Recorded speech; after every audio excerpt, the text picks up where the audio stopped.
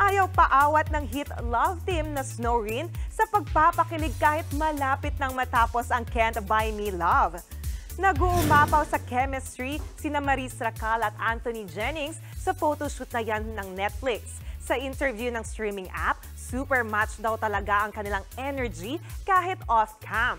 No wonder na marami rin talagang kinilig at nagkagusto sa love team. Abangan kung magkakatuluyan sila sa priceless finale ng Can't Buy Me Love dito sa TV5. Bukod sa Snowrin, trending din ngayon si Batang Quiapo actress Ivana Alawi dahil sa kanyang Asoka Makeup Challenge. Gandang Pinay at kulturang Pilipino ang binida ng aktres. May more than 31 million views na yan sa TikTok. At ang bayan niyang pinili, nasa dulo ng bahagari. Kaya't isang libong kulay, nangangakit kumakaway. Piliin mo ng pinipili. Mga kapatid, Jania Lipon po, laging maging updated sa latest sa entertainment and lifestyle para maging una sa balitaan.